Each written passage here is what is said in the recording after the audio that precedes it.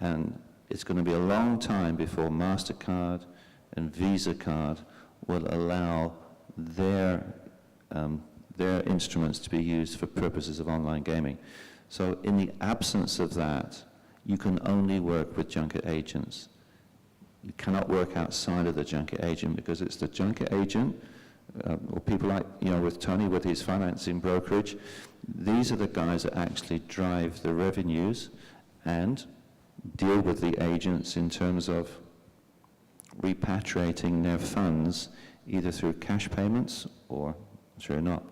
So from an online perspective, to me, I just see it as another business model which could be developed in connection with the agents. And so things like proxy betting, for example, or if we talk about live streaming, live gaming, which is the only game that the players like here, Matthias and his company would come into here, would, for example, have a relationship with someone like Hang Seng, if we're just talking iGaming, and between them they would finesse the product to where it met the requirements of Tony's agents, and that they would work out a coordinated systems of payment and repatriation of funds, because that is the number one problem. Forget technology and everything else. The number one problem in any iGaming business is how you make a deposit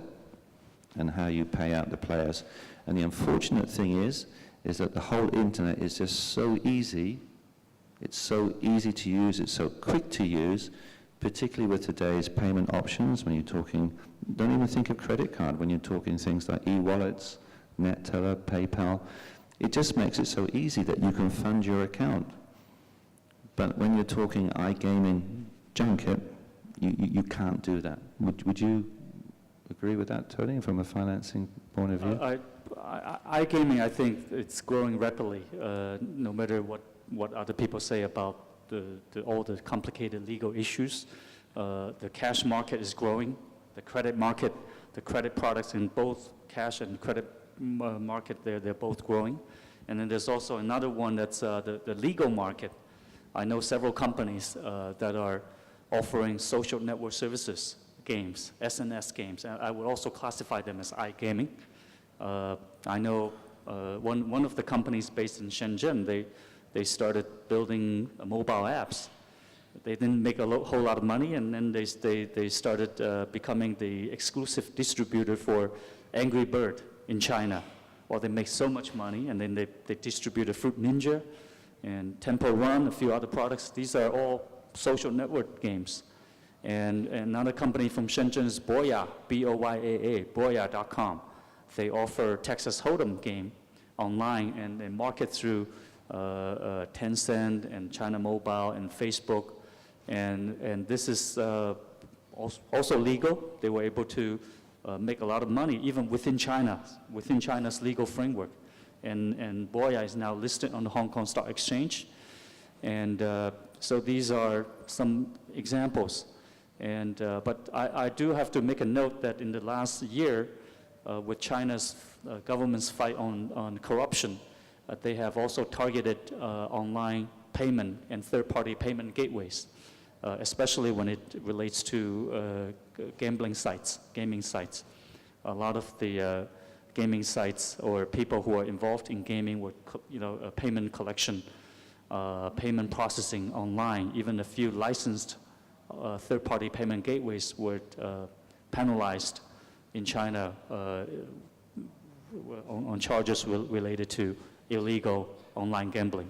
So you have to be very careful about that. I heard some websites were offering direct bank deposit by listing their accounts on the website, bank accounts, Chinese bank accounts on website. While the police are going to look at that website and look at the bank account and trace the bank account, and the sender and the receiver will both be arrested once they see that there's enough balance in the account, and they'll freeze the account. And that's a good business opportunity for them. And whoever got caught have to pay a lot of money to settle. I do know that, within the jurisdictions here, it's incredibly difficult and complicated to get money backwards and forwards between the players and the operators and the owners.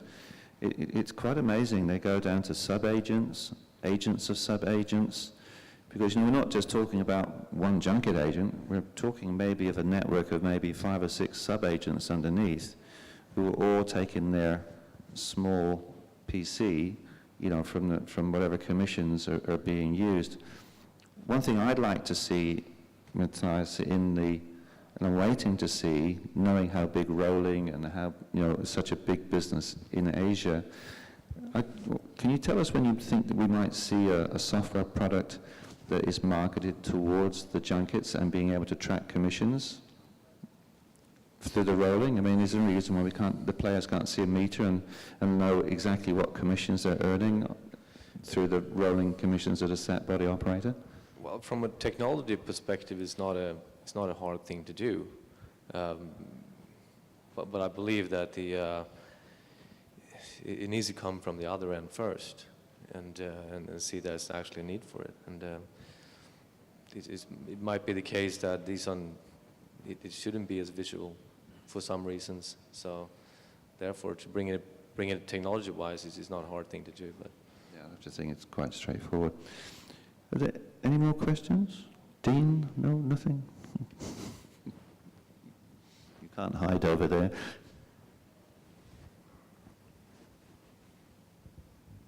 Hello, I just have 2 questions regarding the phone betting in Macau. I'd just like to know if the agent, when he is placing the bet of the gambler, he is entitled to use the money in the account of the gambler that he has registered, and the winnings can be credited to that account. That would be my first question, so to understand if he actually uses the account of the player even without the player being there.